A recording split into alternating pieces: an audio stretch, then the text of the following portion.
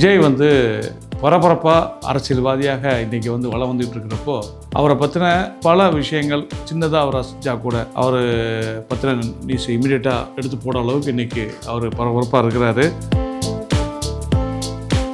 அவ்வளோ பரபரப்பு மத்தியிலையும் நீங்கள் கவனித்து பார்த்துக்கணும். ஏதோ வீடியோலையோ ஏதோ ஃபங்க்ஷன்லையோ டக்குன்னு ஒரு பார்வை ஒன்று வரும். அப்போ வந்து விஜய் வந்து கோவப்பட்டாரா? என்னென்னா விஜய் அவர்கள் வந்து அவ்வளோ எளிதாக கோவப்பட மாட்டார். ஆனால் கோவம் வந்தால்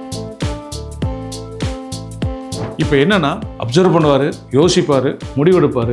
முடிவெடுத்ததுக்கப்புறம் அதனுடைய விளைவுகளை பற்றி யோசிக்க மாட்டார். டிசிஷன் எடுத்தார்னா டிசிஷன் தான். அதே போல் என்னுடைய படத்தில் வந்து அவருக்கு வந்து ஒரு இந்த மாதிரி நம்மளை ஒரு கரெக்டாக ட்ரீட் பண்ணலன்னு ஒரு ஃபீல் வந்தோன்னு 10 நாள் அந்த கோவத்தை காய்ச்சார். எனக்கு அந்த கோவம் புரிஞ்சதால்.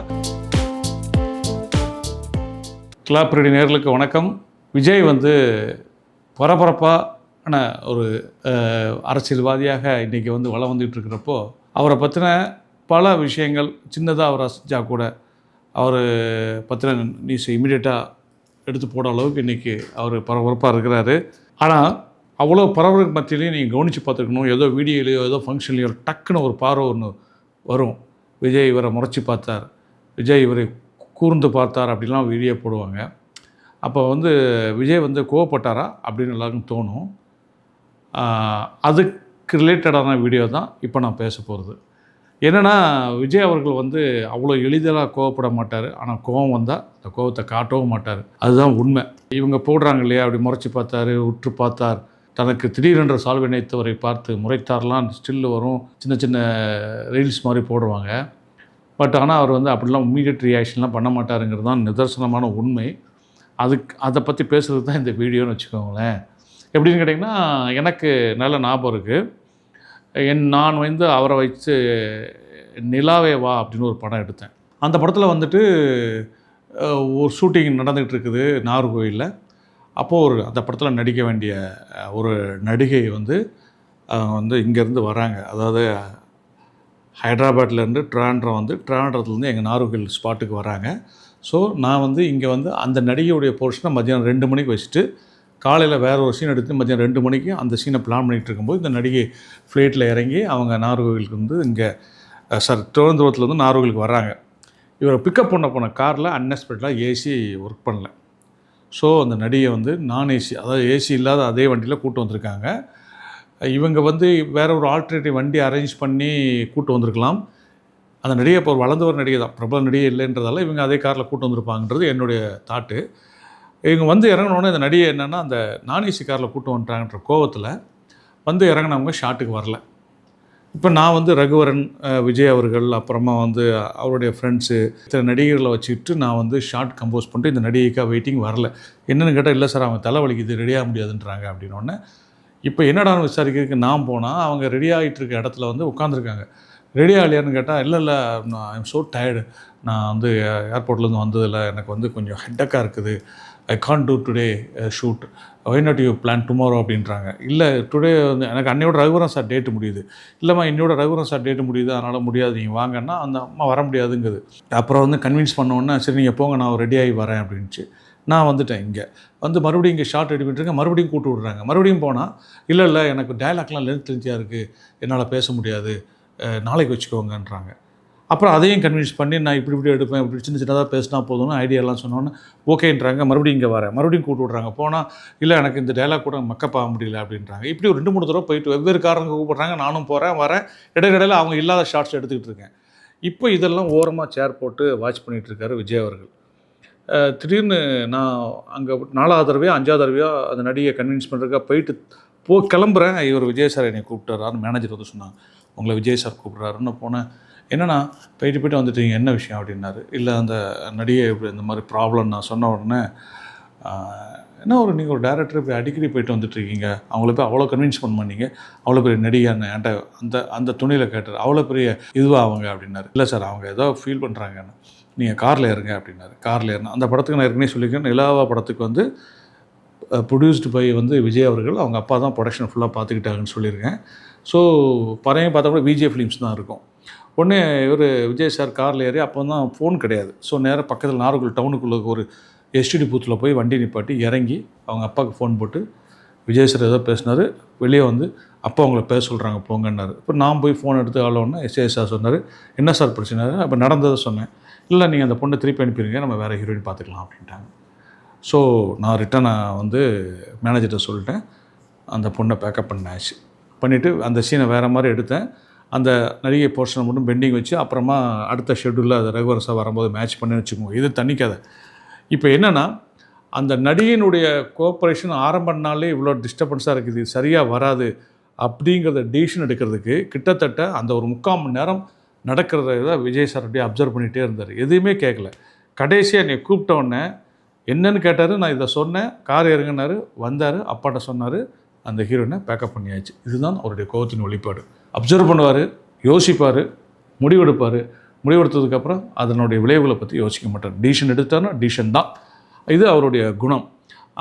அப்புறம் அந்த நடிகை நாங்கள் மாற்றி அது வேறு ஒரு நடிகை வந்து நடித்தாங்கன்னு வச்சுக்கோங்க. இது தனி கதை. அந்த மாற்றப்பட்ட நடிகையுடைய பேர் சொல்ல நாகரிகம் இருக்காது. ஆனால் அதுக்கு அந்த நடிகைக்கு பதிலாக வந்து அந்த படத்தில் நடித்தது தான் சங்கவி கதாபாத்திரம். உடனே விஜய் அவர்கள் வந்து அந்த நேரத்தில் வந்து அவர் படங்கள்லாம் சங்கவியை வந்து அதனால் அந்த சங்கவி அவர்களை கூப்பிட்டாங்கன்னு கீழே பின்னோட்டத்துலலாம் போடாதீங்க. ஏன்னு கேட்டிங்கன்னா, அன்றைக்கி பல ஹீரோயினை ட்ரை பண்ண விஷயம் நானே ட்ரை பண்ணேன், கிடைக்கல, டேட்ஸ் இல்லை. அப்போது இவங்க கம்பெனியில் வந்து ஆப்ஷன் கேட்கும்போது நான் போட்டிருந்த ஆப்ஷனில் கடைசி ஆப்ஷனாக வச்சுருந்தது சங்கவி. மற்ற நடிகை யாரும் டேட் கிடைக்கலன்னா அப்போ சங்கவியை கேட்கலான்னு தான் அவங்க வந்து ஏற்கனவே இவங்களோட நடித்திருக்கிறதால அவங்க டேட் அட்ஜஸ்ட் பண்ணி வந்து நடித்து கொடுத்தாங்க. அதனால தான் நிலாவால் அந்த கேரக்டர். அதுக்கு முதல்ல ஒரு நடிகை வந்து அவங்க ரிட்டர்ன் ஆகிட்டாங்கன்றது தான் அன்றைக்கி நடந்த நிகழ்வுன்னு வச்சுக்கோங்க. இப்போது இது வந்து அவருடைய கோவத்தின் ஒரு வெளிப்பாடு. இன்னொரு வெளிப்பாடு இருக்குது விஜய் சாருடைய கோவத்தின் வெளிப்பாடு. அது பகவதி படத்தில் நடந்தது. அதில் எப்படின்னா, ஒரு நாள் வந்து காலையில் ஏர்லி மார்னிங் 7 to 9 இதுக்குள்ளே வடிவேல் சாரை வச்சு ஒரு டூயல் ரோல். அதில் பார்த்திங்கன்னா மதுரைன்னு ஒரு கேரக்டர் வரும். பரபரப்பர்னு வருவார், பரபரப்புன்னு போவார் ஒரு வடிவேல் சார். இன்னொரு வடிவேல் வந்து அவருக்கு வந்து அந்த நிஜமா படத்தில் ஒரு கேரக்டர், இந்த டீ போட்டுக்கிட்டு இருக்க கேரக்டர். இந்த 2 பேருக்கு நடக்கிற சம்பாஷம் எடுக்கிறதுக்காக அந்த டீ கடையில் காலையில் 7 to 9 எடுத்துடலாம். அப்போ வந்து கரெக்டாக சன்னு வந்து ஏர்லி மார்னிங் சன் இல்லையா, அது வந்து அந்த கடைக்குள்ளே விழும், அந்த லைட்டில் எடுத்துடலான்னு கேமராமேன் பிளான் பண்ணி அதை எடுத்துக்கிட்டு இருந்தோம். விஜய் சார் அவர்களை 9 மணிக்கு வர சொல்லியிருந்தோம். பட் எங்கேயோ ஒரு மிஸ்கம்யூனிகேஷன் ஆகி விஜய் சார் அவர்கள் 8 மணிக்கே வந்துட்டார். இப்போ நாங்கள் 7 மணிக்கு ஆரம்பித்து போயிட்டுருக்கோம். 8 மணிக்கு விஜய் சார் வந்துட்டார் நியூஸ் வருது. நான் ஏப்பா 9 மணி தானே வர சொன்னேன் அப்படின்னா, தெரில சார் நம்ம 9 மணி தான் சொன்னோன்றாங்க. ஆனால் எங்கேயோ ஒரு மிஸ்கம்யூனிகேட் ஆகி அவர் 8 மணிக்கு வந்திருக்காரு. அப்போ கேரவன்லாம் இல்லாத கலாச்சாரம் வேறு. ஸோ நான் என்ன பண்ணேன்னு தெரியாமல் நான் வந்து கேமராமேன்ட்ட, சார் இதை அப்படியே நிறுத்திட்டு விஜய் சார் வச்சு சீன் போயிடலாமா சார் அப்படின்னு. அவர் ஐயோ சார் எனக்கு லைட் சேஞ்ச் வரும் சார் அப்படின்னாரு. இல்லை நாளைக்கு காலையில் எடுக்கலாமா அப்படின்னா, இல்லை எனக்கு இது சீனை இந்த மூட்டில் முடிச்சிருங்க, சிஜி இருக்குது, அது ஒரு லைட் வேரியேஷன் தெரிஞ்சிருன்றார் கேமராமேன். அப்போ என்ன பண்ணேன்னு யோசனை பண்ணி, சரி நம்ம இப்போ விஜய் சார்கிட்ட போய் சொல்லலான்ட்டு கோ டைரக்டரை விட்டு விஜய் சார்கிட்ட போய் எக்ஸ்பிளைன் பண்ணுங்கடா, ஒரு 1 hour வெயிட் பண்ண முடியுமான்னு கேளுங்க அப்படின்னா, கோ டைரக்டர் தயங்குறாங்க போய் சொல்கிறதுக்கு. சரி நானே போய் சொல்லிட்டு விஜய் சார்கிட்ட போயிட்டு, சார் இந்த மாதிரி வடிவேலன் அந்த லைட்டு இந்த பிரச்சனையெல்லாம் சொல்லி ஒரு 1 hour மட்டும் நான் எடுத்துருந்தேன் சார் அப்படின்னா, ஓகே நான் எடுத்துக்கோங்கண்ணா அப்படின்னாரு. நான் இங்கே வந்து வடிவேல் சாரை வச்சு அந்த கடன்னு அந்த சீனெல்லாம் முடிக்கக்குள்ள மணி வந்து முடிச்சுட்டு அடுத்த சீனுக்கு போயிட்டேன். விஜய் சாரும் வந்துட்டார். பட் என்ன நடந்துச்சுன்னா, நான் ஒரு 1 hour பெர்மிஷன் கேட்டேன் இல்லையா, அந்த சீன் முடியறதுக்கு 1/2 hour எக்ஸ்ட்ரா ஆகிடுச்சு. ஸோ ஒரு 9 மணிக்கு முடிக்கணுது 9:30 மணிக்கு முடிச்சு, அதுக்கப்புறம் விஜய் சாருடைய சீன் எடுக்க ஆரம்பிக்க போய் எல்லாம் பிளான் பண்ணி அதை எடுத்துகிட்டு ஷூட்டிங் கண்டினியூ ஆகிடுச்சுன்னு வச்சுக்கோங்க. ஆனால் அந்த அன்னைக்கு அந்த சீன் எடுக்க ஆரம்பித்ததுக்கப்புறம், அதாவது விஜய் சார் நம்மளோட சீன் எடுக்க ஆரம்பிச்சோம், விஜய் சார் என்கிட்ட பேசவே இல்லை. அன்றைக்கி மட்டும் தான் பேசுகிறேன்னு நினச்சேன். அப்படி கண்டினியூ ஆகுது. அவர் வந்து ஒரு மாதிரி இறுக்கமாக இருக்கிறாரு. சகஜமான விஜய் சாராக இல்லை. எப்போ விஜய் சார் எப்படி சகஜமாக இருப்பாரு எனக்கு தெரியும் இல்லையா, சகஜமாக இல்லை, சரியாக பேசலை. நம்ம போய் சீன் சொல்ல போனாலும் ஐ கான்டாக்ட் இல்லாமல் தான் சீனை கேட்பார். நான் சீன் சொல்லிகிட்டு இருப்பேன், எங்கேயோ பார்த்து சீனை கேட்பார். சம்டைம்ஸ் என் கோ டைரக்டர் விட்டு அனுப்பிடுவேன், அவன் போய் சீன் சொல்லுவான். ஸோ ஒரு டேரக்டருக்கும் ஒரு ஹீரோக்கான ரேப்போ இல்லை, ஆனால் ஒரு மாதிரி டிஸ்டர்ப்டாக இருக்கிறாரு. அப்பவும் நான் ஒரு 5 நாள் கழிச்சு, சார் என்ன சார் ஒரு மாதிரி இருக்கீங்க, ஏதாவது தப்பு நடந்து போச்சா, பேச மாட்டேங்கிறீங்களா, அதெல்லாம் ஒன்றும் இல்லைண்ணா அப்படின்ட்டாரு. ஏதோ ஒரு சம்திங் ஒரு டிஸ்டர்ப் ஆகிருக்காருன்னு எனக்கு தெரிஞ்சு, ஆனால் என்னன்னு எனக்கு தெரியல. அப்படியே போச்சு. ஒரு 10 நாள் கழிச்சதுக்கப்புறம் விஜய் சார் வந்து நார்மலாக பேச ஆரம்பிச்சிட்டாரு. அவருக்கு நான் விளக்கம் கேட்டுக்கல, அவரும் எனக்கு எதனால் அப்படி அவ்வளோ இறுக்கமாக இருந்தார்னு சொல்லிக்கல. நான் நினச்சேன் ஏதோ பர்சனல் ப்ராப்ளம் இருக்கும்போதுன்னு நினச்சிக்கிட்டு இருந்தேன். ஆனால் எனக்கு பின்னாடி தான் எனக்கு நியூஸ் தெரிய வந்துச்சு.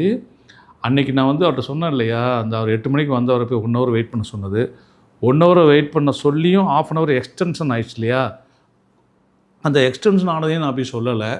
பொதுவாக ஒரு ஹீரோ வச்சுட்டு ஒரு காமெடின்னு வச்சு சீன் எடுக்கிறதுங்கிறது ஒரு ஹீரோவுக்கு டெஃபினட்டாக வந்து ஹர்ட் ஆகும். பட் அன்றைக்கி இந்த பிரச்சனையினால போய் நான் எடுக்கிறேன். பட் அதுவும் நான் சொன்ன டயத்தில் இல்லாமல் ஒரு ½ அன் ஹவர் டிலே ஆகிடுச்சுங்கிற கோபம் அவர் என்கிட்ட அந்த 10 நாள் இருந்துச்சு. நானும் 10 நாள் எதிர்வினை ஆற்றாமல் பேசாமல் அவருக்கு சீனை சொல்லி நான் பாட்டு எடுத்துக்கிட்டே இருந்தோம். நாளாக அவர் அதுலேருந்து வெளியே வந்து நார்மல் ஆகிட்டார்.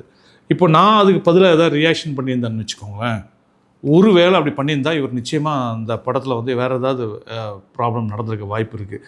ஏன்னா ஒரு விக்ரம் சார் ஒரு இன்டர்வியூ கொடுத்துருந்தார், நீங்கள் பார்த்தா கூட தெரியும், யூடியூப்பில் இருக்குது. அவர் வந்து இந்த உன்னை நினைத்துன்னு ஒரு படம் வந்து அவர் வந்து விஜய் சார் வச்சு எடுக்கும்போது, ஸோ விஜய் சார் வந்துட்டு இந்த மாதிரி விக்ரம் சார்ட்ட வந்து சார் அது பூ உனக்கு கதை மாதிரியே இருக்குது அப்படின்னு அவர் சொல்ல, இவர் கன்வின்ஸ் பண்ணி அப்படி இல்லை இது வேறு அப்படின்ற மாதிரி சொன்னால் ஓகேன்னு சொல்லிட்டு ஷூட்டிங் போயிருக்காங்க. ஷூட்டிங் போய் ஒரு சாங் எடுத்திருக்காங்க. சாங் எடுத்து அந்த சாங் நடந்துகிட்டு இருக்கும்போதே மறுபடியும் ஒரு நாள் அவர் விக்ரம் சார் பார்த்து, சார் இந்த மாதிரி எனக்கு இது பூ உனக்கு மாதிரியே ஃபீல் ஆகுது சார், வேண்டாம் சார் அப்படின்னு சொன்னோன்னே இவர் சரி ஓகே உங்கள் விருப்பம் அப்படின்னு சொல்லிட்டாரு. 2 பேரும் அந்த படத்துலேருந்து பிரிஞ்சுட்டாங்க. பிரிஞ்ச உடனே அப்போ அந்த படத்துக்கு வேண்டிய அந்த இது வரைக்கும் செலவானது, இன்வெஸ்ட் பண்ணது எல்லாத்தையும் நான் திருப்பி கொடுத்துருந்தேன்னு விஜய் சார் வந்து கம்பெனிக்கு ஃபோன் பண்ணி சொல்லிட்டாரு. அந்த கம்பெனி வந்து லட்சுமி மேக்கர்ஸ். அவங்க வந்து இல்லை உங்களை வச்சு படம் எடுக்கிறதா நாங்கள் வந்து டிஸ்ட்ரிபியூட்டர்லாம் சொல்லிட்டோம். ஸோ நாங்கள் பணத்தை திருப்பி வாங்கிட்டு நாங்கள் வேறு பண்ண முடியாது. விக்ரம சார் படத்துக்கு வேறு ஹீரோ வச்சு எடுத்துக்கிறோம். பட்டு நீங்கள் ஹீரோவாக எங்களுக்கு ஒரு படம் பண்ணி தான் கொடுக்கணும், எங்களுக்கு செலவு பண்ண திருப்பி கொடுக்காதீங்க அப்படின்னோடனே, சரி அப்போ கொஞ்சம் வெயிட் பண்ணுங்கள், நான் அடுத்த படம் ஒன்று முடிச்சுட்டு வந்து உங்களுக்கு கால் ஷீட் தரேன் அப்படின்னு சொல்லிட்டு, அதுக்கப்புறம் அதே கம்பெனிக்கு விஜய் சார் கொடுத்த கால் ஷீட் தான் பகவதி படம். அதுதான் நான் டைரக்ட் பண்ணேன். அதில் தான் இந்த இன்சிடென்ட் நடந்தது. நான் அப்புறம் யோசிச்சு பார்த்தேன், ஒருவேளை நம்ம வந்து விஜய் சார் 10 நாள் பேசாமல் இருக்கிற ஒரு டைரக்டராக நம்ம ஏதாவது எதிர்வினை ஆற்றிருந்தோம்னா, அந்த போய் உனக்கு மாதிரி இருக்குதுன்னு சொல்லிட்டு அவர் உன்னை இடத்துலேருந்து விஜய் சார் வெளியே வந்த மாதிரி இதில் எதுவும் நடந்துடக்கூடாது அப்படின்றக்கா நான் அமைதியாக இருந்தேன். அது நல்லதாகவே அமைஞ்சிச்சு. எதுக்கு சொல்ல வரேன்னா, விஜய் சார் வந்து கோவம் மட்டும்தான் எதிர்வினை ஆற்ற மாட்டார், அமைதியாக இருப்பார். ரொம்ப அவருக்கு தெரிஞ்சு போச்சு இதுக்கப்புறம் அது முடியாது அப்படின்னா அது வந்து எதுக்கும் தயங்காமல் தன்னுடைய டிசிஷனை ஓப்பனாக பேசிட்டு வரக்கூடிய விளைவுகள் என்னவோ அந்த விளைவுகளை சந்திச்சிடலாம் முடிவுக்கு வந்துடும். அதனால தான் அந்த அவ்வளோ பெரிய ஹிட்டு கொடுத்த போய் உனக்கு ஹிட்டு கொடுத்த இயக்குனரோட அடுத்த படம் போகும்போது எனக்கு ஏதோ அந்த படம் செட் ஆகணும் ஃபீல் ஆக சார், நான் விளைவிக்கிறேன், செலவானதை கொடுத்துருதுன்னு சொல்லி உன்னை நினைத்து வந்து வெளியே வந்தார். அதே போல் என்னுடைய படத்தில் வந்து அவருக்கு வந்து ஒரு இந்த மாதிரி நம்மளை ஒரு கரெக்டாக ட்ரீட் பண்ணலன்னு ஒரு ஃபீல் வந்தோன்னு 10 நாள் அந்த கோவத்தை காய்ச்சார். எனக்கு அந்த கோவம் புரிஞ்சதால் நானும் மௌனமாக இருந்தவொடனே சரி இவர் அதை ஃபீல் பண்ணிட்டார். நான் போய் கேட்டேன்ல சார் எதாவது வருத்தமாக இருக்கா சார், எதுவாக இருந்தாலும் சொல்லுங்கள் சார் அப்படிங்கும்போது, டைரக்டர் இதை ஃபீல் பண்ணியிருக்காருன்னு அவருக்கு தெரிஞ்ச உடனே அப்புறம் நார்மலாகி அவர் என் கூட சகஜமாகி அப்புறம் ரொம்ப நாள் நானும் அவரும் போக்கிரி படம் விஜய் சார் கமிட் ஆகிற வரைக்கும் நான் விஜய் சாரோட கான்டாக்ட் தான் இருந்தேன். அதுக்கப்புறம் போக்கிரி ரிலீஸ் ஆனதுக்கப்புறம் நான் வந்து அவரோட பெரிய கான்டாக்டே கிடையாது. எங்கேயாவது பார்த்தா சந்திச்சா பேசுவேன்.